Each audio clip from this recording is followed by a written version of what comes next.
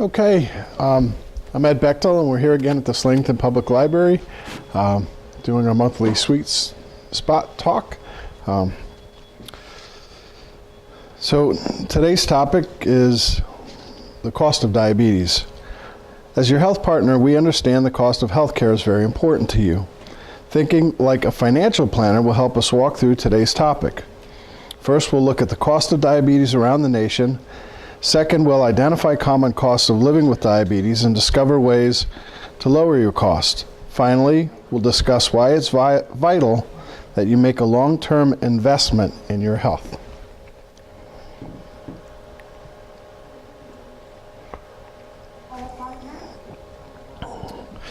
Take a moment to review our basic sweet spot truths. Most of us know there are two main types of diabetes. Type 1, your body doesn't make insulin. You have to take insulin from an outside source in order to live.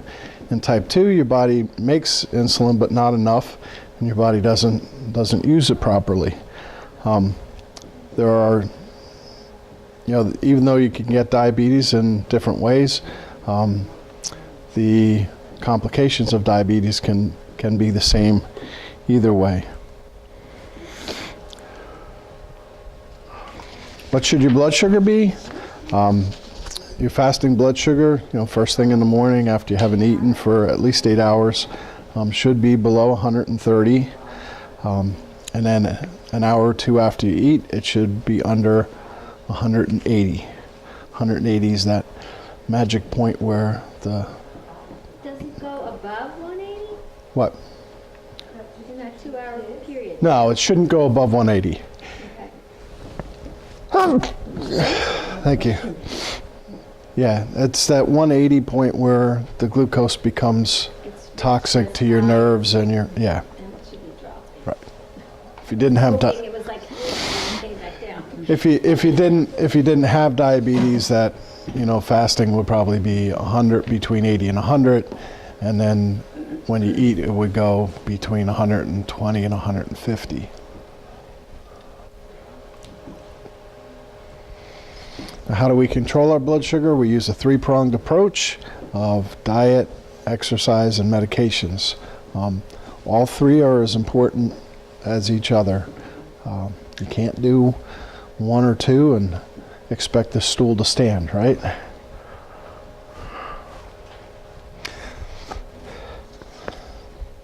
So here are some astounding numbers from the American Diabetes Association. The estimated total cost of diabetes in the United States alone is $245 billion, billion with a B. They say there's a lot more people that have diabetes that don't even know it. Yep. People living with diabetes have average medical costs of $13,700 a year.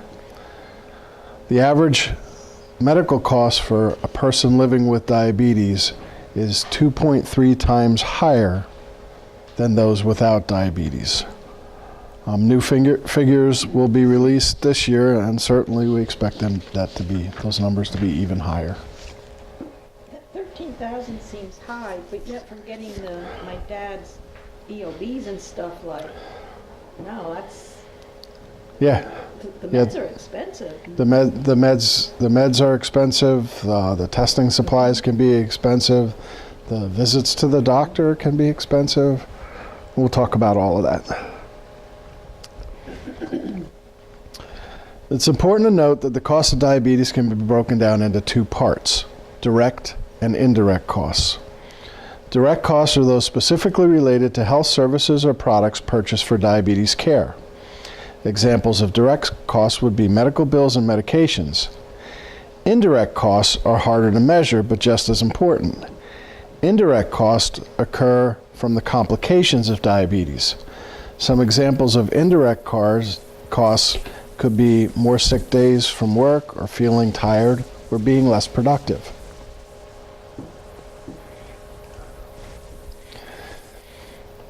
Every patient living with diabetes will have their own unique financial and health insurance situations, but we can all identify our costs in order to better manage them. We know that treating diabetes requires a team, and you are the most important member of that team. As we talk about where the costs are coming from, be sure to think about your individual treatment plan. Can you identify, predict, and plan for these costs as we continue in 2018?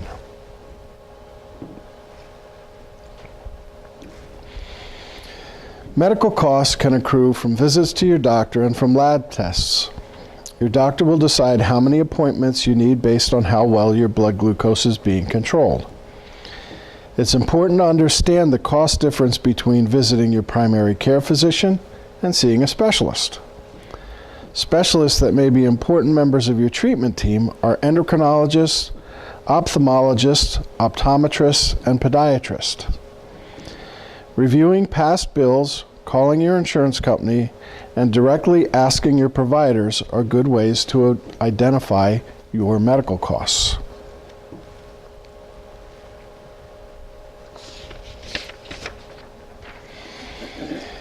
If your diabetes plan includes self-monitoring, be sure to identify your testing costs.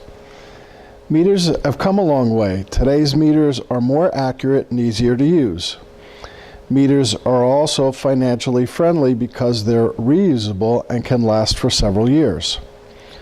Shopping around for test strips, lancets, and alcohol swabs is smart because these are all supplies you'll need to purchase routinely. Test strips are usually the most expensive supply required to monitor. For people on Medicare, the testing supplies are covered under Part B. And then if you have a Medicare supplement, usually the Medicare supplement picks up what Medicare covers them 80%, and then usually the Medicare supplement covers the other 20%. They'd never send me alcohol swabs. They, Always the test strips and lancets, never the alcohol swabs. well, the alcohol swabs aren't that expensive. Your doctor would have to order them in order for them to be covered. But a box of 100. I just make sure I wash my hands. Yeah, if you wash your hands with soap and water before you test, you probably don't need an alcohol swab. The alcohol swabs, if you're out someplace and it's not convenient to wash your hands and you have to test, then you might want to have that with you.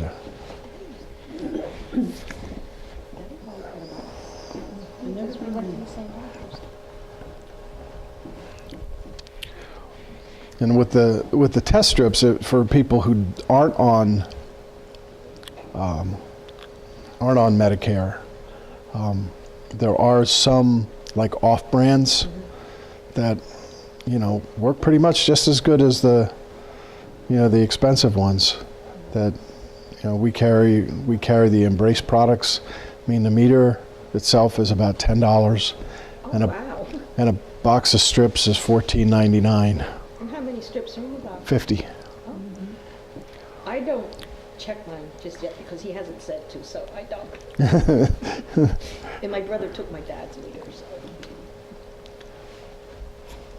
Yeah, so there are cost-effective alternatives, but some of the more expensive meters and strips,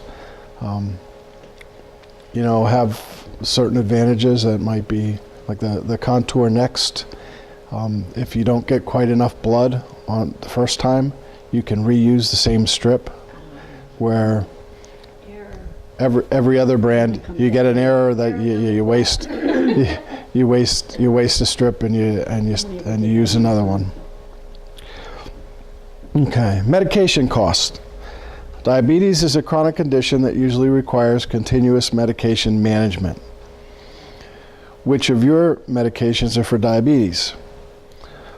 After you identify the medications you're taking specifically for diabetes, take time to calculate your out-of-pocket expense. One of the best ways to identify your medication costs is to ask your pharmacy if they can provide a medication expense report. We also encourage you to calculate what your out-of-pocket costs will be for 12 months of your medication. I have one patient, she's got multiple problems, not just diabetes, but she's already through the donut hole and into the catastrophic coverage, and it's April. It's April. And it's April. Yeah. I just got my card. I'm officially old. I just got my Medicare. It's official. I made it. Congratulations. Hey, I earned these babies.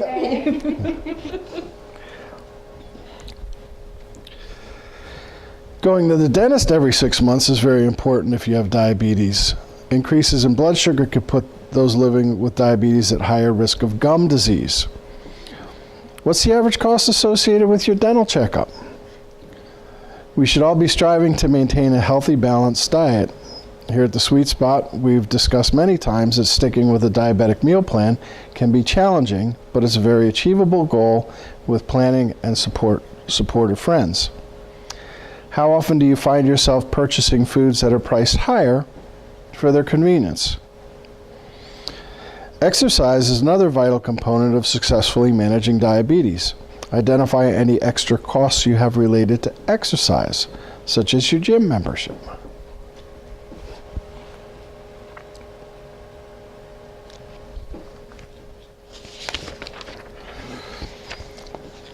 I hope that everyone now has a better understanding of their costs associated with diabetes care. You can use this knowledge to be financially prepared to maintain good health. Now let's look at ways to lower these costs. We understand that everyone will have their own unique financial situation, so talk to your pharmacist, and sharing your tips with others is a good idea.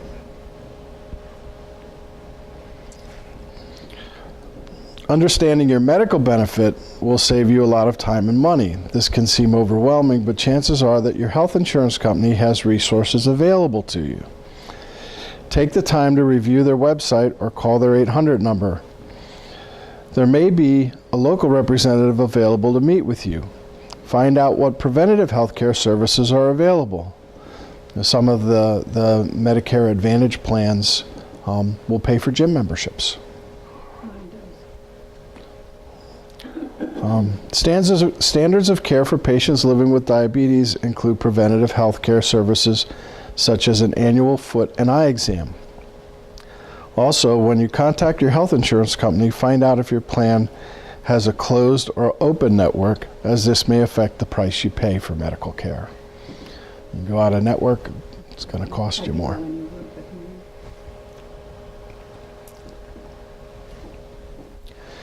For those who test their blood glucose at home, this slide's for you. Take the time to talk to your pharmacist about ways you can save on test strips. There may be less expensive test strips available that's similar to what you're currently using. You may also be able to save on test strips if you buy them in larger quantities. It's important to note that those free meters are usually associated with higher priced test strips. I mean, I'm going to go back 40 years, but back when I was in college, our pharmacy school owned 2 of the original Ames glucometers. They were $4,000 a piece at that time, the meter, but the strips were almost nothing. So as the technology's developed and the electronics have gotten better and the machines have gotten better, you would think that, all of that new technology should be more expensive, right? But you don't see it as a higher price for the meters. The meters are inexpensive. Usually, a lot of times you can find some sort of coupon where you can get it for free. They give them away to the doctor's offices, the endocrinologists especially. First time you see an endocrinologist with diabetes, you're probably going to go home with a meter. Of course, that meter probably takes $150 strips, but you got a free meter. And the doctor. How many people are going to shop around if you get the meter? You're just going to assume, okay, and then you're just paying The that for doctor strips. gave me that meter Right. because it's the best. Right. And the doctor's office may have a computer program where you can download the information from the meter into their computer. So, there's the companies provide the software for them to do that. There's ways that they get you. But there are inexpensive meters and inexpensive strips. You don't get all the memory and some of the other features with it. But, if you have a pen and a piece of paper, you can keep your own records. Finally, make sure you're getting value from testing. That means that every single time you test, you're learning how to better control your blood glucose. Self-monitoring should guide you to make the best diet, exercise, and medication decisions to improve your control. A lot of people just test because their doctor told them to, and then they take the results to the doctor. And no one ever explains to them what the numbers mean and what they can do to make the numbers better. Now, So, should you test before, okay, we always did my dad's before breakfast. Yeah. Okay. It's in the morning, But yeah. we never did it any other time of day because he said he didn't have to. I My husband Dad used to do it at night, Yeah, Daddy well, thought, before supper. Before supper, he would take. yeah, it depends. It depends, and there can be a lot of factors that go in how often you test and when you test. People with type 2 diabetes, usually they'll focus on treating to get to goal with that fasting blood sugar. And then they're going to look at the hemoglobin A1C. So if you're testing in the morning and you're getting readings of 100, 105, 110, 120, and getting them every day and never having 150 or 160 or 230 in the morning, you look at that and you say, okay, I'm doing great. And then every 3 months you go and you get that A1C checked. And if the hemoglobin A1C is 6.1, 6.2, and your fasting blood sugars are good, your doctor's going to be happy. Now, if you're getting those good fasting blood sugars, but your A1C is 7.5, then there's a little bit of a disconnect between what you're seeing here and what you're seeing there. And that would be an indication that your blood sugar after you eat is spiking much higher than what you would want. So then maybe the doctor will have you test an hour after you eat or 2 hours after you eat. I took care of Dad for 2 years. Mm-hmm. And we were over at the doctor every month for this or that or whatnot.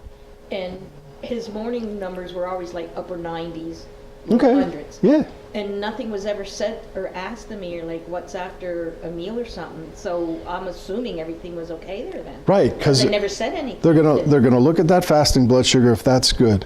They're gonna look at the A1C, and if the A1C is good, then you know that all day long he's in a reasonable range.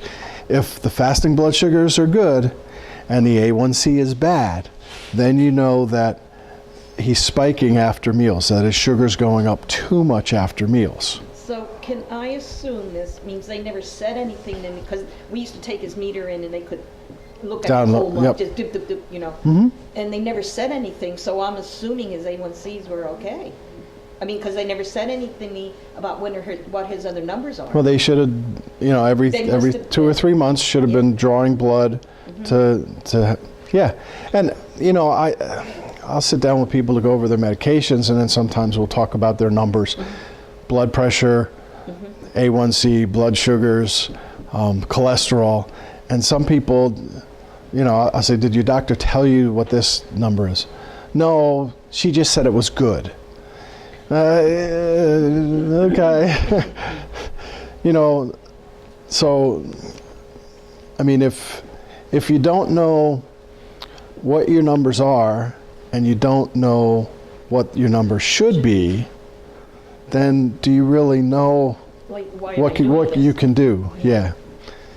So if you know what your numbers are and you know what your numbers should be, and the numbers aren't where you want them to be, then you look at other things that you can do to get them to where you want them to be. And sometimes that can be changes in your medication. Sometimes that can be changes in your eating and exercise habits. So beneficial to check like 2 hours afterwards? I have never done it, but I mean, you can check it and see what it is, and if it's over 180, you know that's not good. So, and some people, because Medicare for people with type 2 diabetes, unless, you know, if they're under reasonable control, Medicare only pays for essentially one strip a day. So I have some people who will test once a day, but they'll test at different times. So today they might test first thing in the morning before they eat. Tomorrow they may test an hour after lunch. And then back to the morning, and then maybe before supper. And, you know, test at different times of day so that you get a different idea of what your sugars are at different times during the day. Which, that's probably something you should have done with that, because his were constantly in the 90s, you know, in low hundreds. Mm-hmm. but he was on insulin, right? No, Oh, he wasn't? no, he wasn't on No, insulin. I mean, if you're type 1 and you're on insulin, then you're That's probably right. going to be Right. you're probably going to be testing, you know, multiple times a day. Oh, no, Dad wasn't on insulin. And then you may be adjusting your insulin dose based on the readings. So, Yeah, okay. you know, like, you know, one of my patients got sent home from the hospital on this she was diagnosed, was in the hospital for like 2 days, got sent home on Friday night on a holiday weekend with the instructions to take, you know, so many units per 15 grams of carbs in her meal, plus so many units based on a sliding scale of when she took her blood sugar. So if she took her blood sugar before she ate and it was 300, then she had to take 4 units for that 300. Plus, if she was going to eat 45 grams of carbohydrates in her meal, she had to add 3 more units to that, and she was overwhelmed. Well, yeah, I wouldn't even be on that. It's, So she, I mean, for that weekend, like just about every meal, either I went to her place and we figured it out, or then once she went through a couple meals like that, then she would call me at home and we would figure it out. And then, you know, when we got into the next week and when I was working, she would call my wife. it's wonderful that you did that for her, though. I mean, my dad would have been lost on something like that. Yeah. Honestly, I think it was irresponsible of the hospital to discharge her like that, but had I not been there, she would have been back in the hospital by Sunday. You know, it was a 3-day weekend, and you know, I mean, she's a friend, so. Right, but still, it's like, it's a responsibility on your part, too, to, Yeah. you know, like an instance where I used to live, one of the neighbors was elderly and asked the other neighbor to take care of her and do this and do that. And like he said, it was too much responsibility for him to take that, Yeah. you know, take over the care of her. You know, but it's like, I'm learning a lot, put it that way. Yeah. Anyway. Sorry, I didn't mean to. No, that's okay. That's okay. I'm not even sure where I am. You're in the library. Monitoring costs.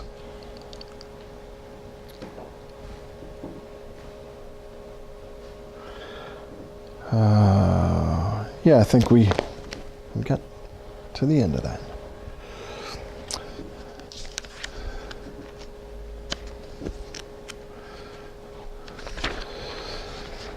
If you want to lower your cost of your medication, you've come to the right place. Your pharmacist is a medications expert. If you're going to start on a new medication, ask your doctor to try generic options first. If you're currently taking a brand name drug, ask your pharmacist if you're eligible for any copay assistance programs. Another good idea is to find out the price of a 90-day supply versus a 30-day supply. Remember, it doesn't cost anything to ask. A lot of those, if you're on Medicare, a lot of those manufacturer-sponsored things are not allowed. If you have a Medicare Part D plan, the manufacturers are rebating to the Part D plan. So the copay assistance cards that might be available for somebody that's not on Medicare aren't available for, There's always a catch. well, like I said, the drug manufacturer is probably, paying your prescription plan. So they're not going to use that to pay, they can't pay you and the prescription plan. And then some plans, it doesn't, your plan will only pay for a 30-day supply, or if you want a 90-day, you have to go mail order. Some plans, the copay is the same, if you get a 90-day supply, you pay 3 times the copay. So there's really no savings. So it gets complicated, and sometimes the only way to know is to submit claims to the insurance and see what happens.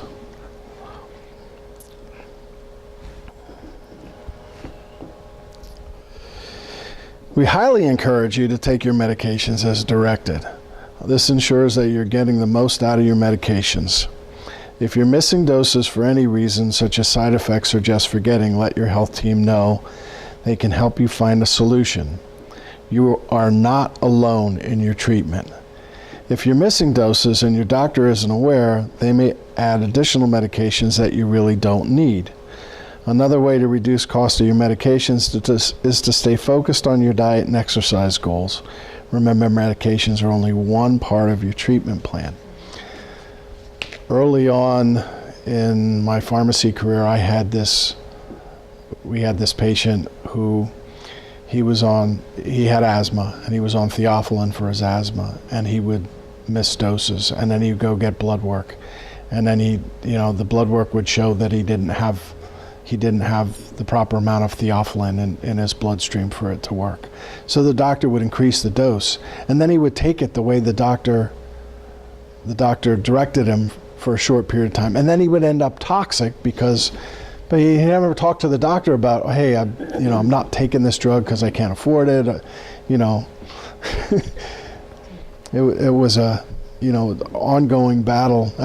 Actually, we went through that round and round for several years until we finally convinced him, okay, if you take this dose twice a day the way you're supposed to, you won't be bouncing around. Yeah, it's a battle. I have people that,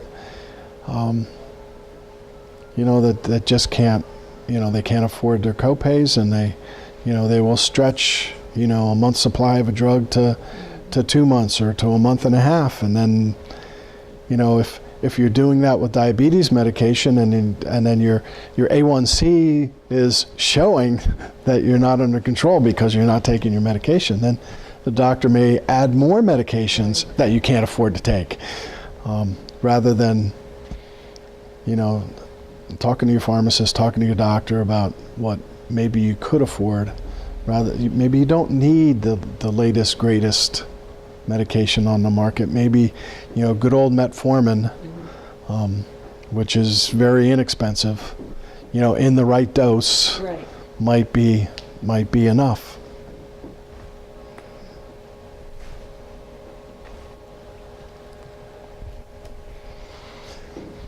Now we get to some of those associated costs, the indirect costs.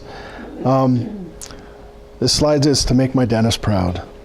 If you don't have a relationship with a local dentist, I highly encourage you to start one. The best way to reduce dental costs is by avoiding expensive, painful complications such as cavities. The most effective way to do this is to simply remember the basics of daily flossing and brushing.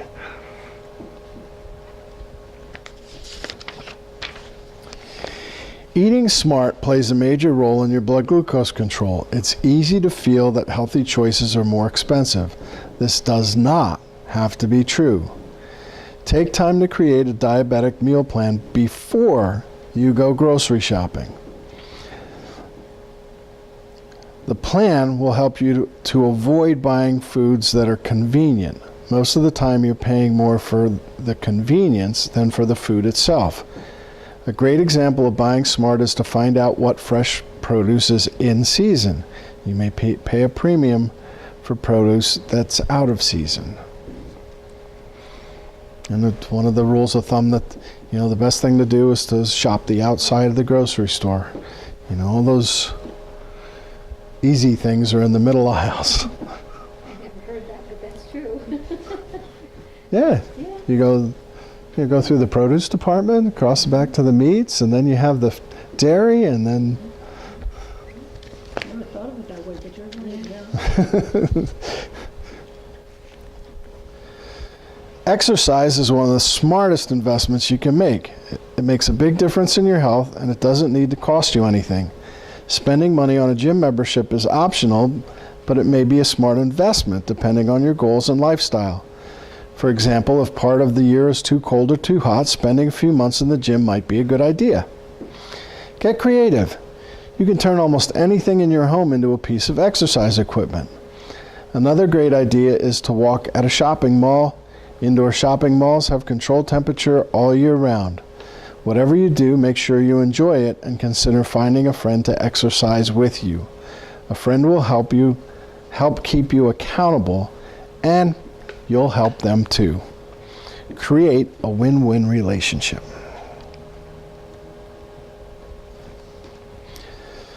Studies show that diabetics who actively participate in a support monitoring and wellness program are far more successful in maintaining normal blood sugar levels. Controlling your glucose levels will help you save on future health bills. Give yourself a pat on the back for joining us today.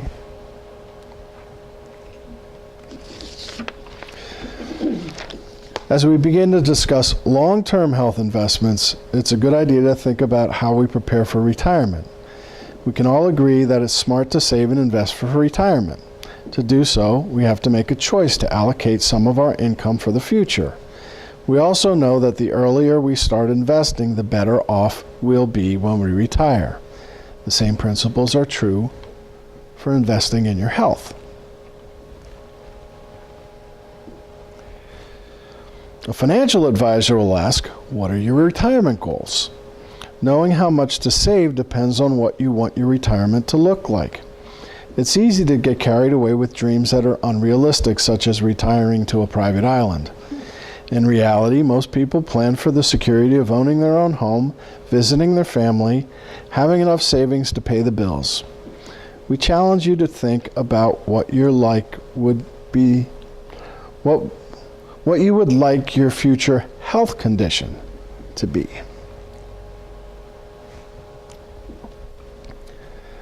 Diabetes is a chronic disease, and uncontrolled diabetes often leads to more complicated medical conditions. These conditions can decrease the quality of our lives. Being informed of the potential future complications of uncontrolled diabetes can help us make smart health investment decisions today. Just like retirement investing, in order to plan for tomorrow, the smart investor starts saving today.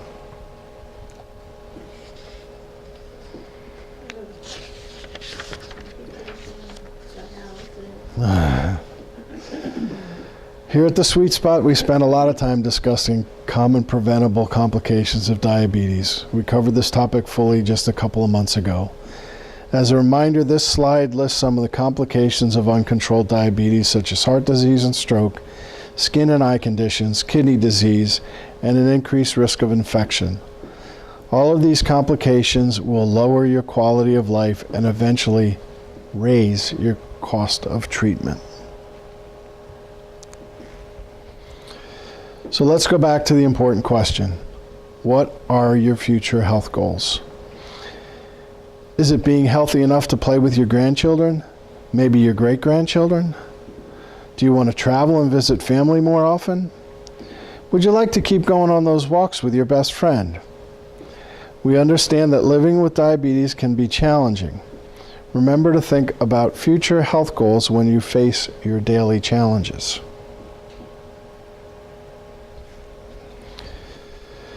We've covered a good amount of information on lowering the cost of diabetes, and I hope everyone remembers these 3 very important points.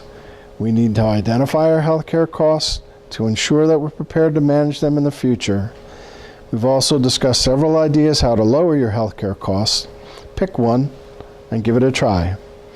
The better we manage our blood glucose today, the better our health will be in the future. And there was our lunch. That was very good too. I'll make that. There's a lot of chopping. You know what? I love the chop though. I love the chop. Frustration out. I think if I went that route, I'd probably be less a couple of fingertips. So it was only a quarter cup mayo and then a cup and a half of the non-fat Greek yogurt. Yeah? I have a question for you. Do you think that combination would work in macaroni salad? Sure. The Greek yogurt and the mayo.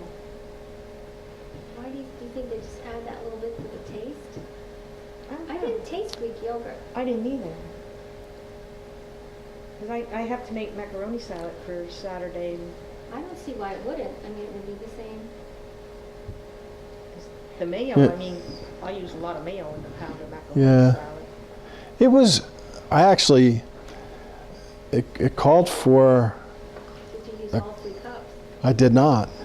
The Greek yogurt cups were 5 1/3 ounces instead of 4 ounces, so I didn't use 3 containers. I just used 2 instead of 3, figuring that was almost. I mean, It was close. I thought it That's was why a I good bought combination. well, it was so that was 10.6 ounces I used instead of 12. So what is that gets rid of the egg, it gets rid of the, what's the benefit of the yogurt over the mayo? Higher Fat. higher protein, less fat. So Greek yogurt has more protein. Mm-hmm. I didn't even taste. I couldn't pick up on it. So I don't see why it wouldn't. Then you had all those. I mean, I had there was That other stuff in it. Right, because yeah, I'll still be garlic and the using all that other Dijon. stuff I like mean, that. I used the. It Because wasn't Grey Poupon. It was the real Dijon. You know the seeds. Yeah. We had that left from another. We have all these little things from our recipes here. And the nuts. I think the nuts added some taste to it too. It was good. Yeah. No, I think I like that idea. I'll just take elbow macaroni and throw Miracle Whip in it. Well, that's how my mom always I made it. did You know, too. with the onions Yeah. and mustard, and then sometimes she would add the pickle rid of. Yeah. Pickle relish. My mom puts olives. My youngest son thought he didn't like mayonnaise because We grew up on the Miracle Whip. Yeah. I had both, whatever was in the fridge we had, but he's a Miracle Whip Yeah. baby. So I actually So my bought son found out bought a he jar of likes Miracle Whip to mayonnaise. use for the He macaroni doesn't salad. like because it. That's what the family's used I to. don't Yep. care for it either. No, I like the Miracle Whip. Usually I have a small jar of mayo, depending who's up, like, okay, there's mayo for it. I like Miracle Whip on bread with tomatoes. Tomato sandwich. Oh. I might try that for Saturday. Yeah, you might want to. Try it first